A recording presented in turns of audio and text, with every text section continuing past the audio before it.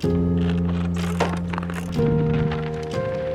video is about conversations about men sharing, looking out for each other.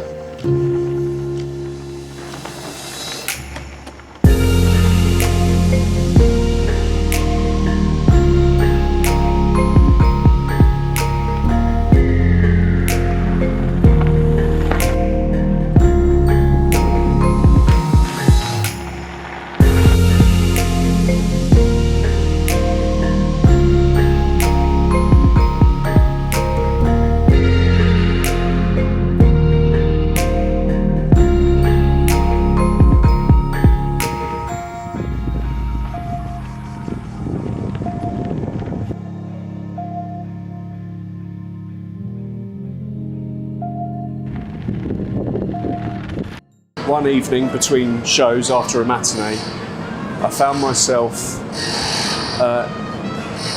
in the gym where I used to go, curled up in a ball next to a swimming pool, sobbing my eyes out for not one reason, but it was like a very primitive childlike howl of I don't know, confusion, loss. I didn't know where I was. I felt suicidal that whole summer. I've stopped on the top of Swains Lane and phoned Samaritans because I was feeling so shitty. Right. I mean, luckily I'm in the same position as you. I had a lot of people, for want of like a lot of people in the trenches with me when it got, when it got to that point. There was a lot of people that were willing to pull me out of, and if it wasn't for a few people realising something was up that night, I genuinely don't believe I'd be here now. If it weren't for a few people phoning me up, I'd know for a fact I wouldn't be here, because I was determined. I'd left here and I'd loaded my bag and I was like, right, this was it. And I'd bought a bottle and that was it. I walked to the bench and I was like, fuck it, I'm done. I don't want to see tomorrow. I was like, this is it. That's the point I got to. I was like, and that was after I'd come out and I'd done all that on Instagram, but I'd still, something that day, I was just like, you know what, I don't even want to try and get better, just forget it, there's no point. Never quite know what's around the corner, and I remember for Kelly, phoned me that she probably won't mind me saying this, but the day or the night I tried to take it, and I remember, and she said to me, she was like, you don't know what's around the corner, because I was saying to her, I'm not bothered, don't care anymore, and she just kept saying, Leon, but you don't know what's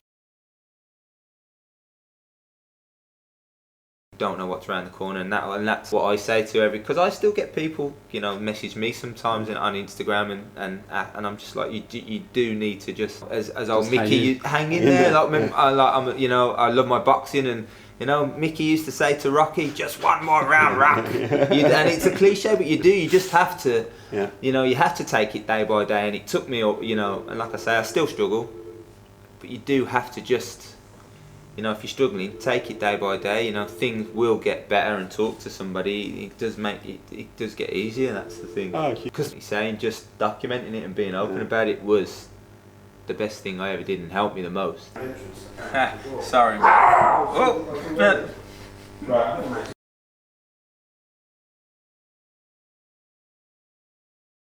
It's been really horrible at times. Essentially, my marriage was over, and just to add more stuff onto that, I'd actually just started a job that I was really enjoying, but I'd been told that actually the whole department was being made redundant by November. So I was like, oh, here we go again. Such a massive amount of trauma in such a short period of time. Yeah. And then I started going back into freelance work, and the first bit of work I got freelancing was for the woman who'd hired me at the very first job where this all went wrong, right? Right, okay. Doing some work that it was artworking, basically, overseeing an artworking project for TfL London. I'd never been and managed the artworking project. But I had to do it, obviously for the money and the rest of it.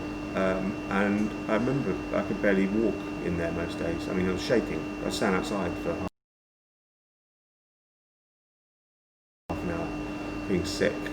you know, sort of driven 40 minutes on my scooter to get to Victoria, and would get there and be like, can't Because of your own.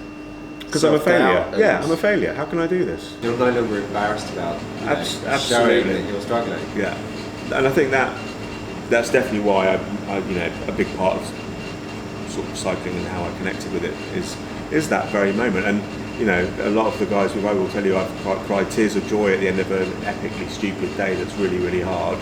And I probably cried tears of pain or anguish on the road, or asked for help on the road, as we've all had to do. And I find that is really unique about the cycling community, the fact that you expose yourself. If you really get into it, you find a group of people that you trust, who become your friends off the bike as well, and you expose yourself physically and emotionally on a ride, which you can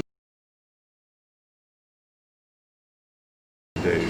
When it comes to them having to open up about real world stuff, It's not that challenging, really, is it? It's not that difficult to... No. I think just having great people around me is really hard. And that's, you know, fortunate. I can't assume that everyone has that community, and I have through my cycling friends and my family and all my other friends. So meeting people like you know, is what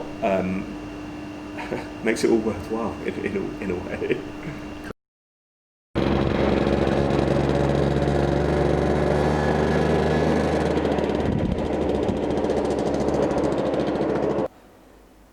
In the 8 minutes it's taken to watch this video, 8 men would have taken their own lives, and a further 160 would have attempted suicide. We can all share our stories, experiences, share what's helped us get through challenging and quite often dark times. And the hope is that we can inspire others to take action, talk, whether it's friends, family, professional help.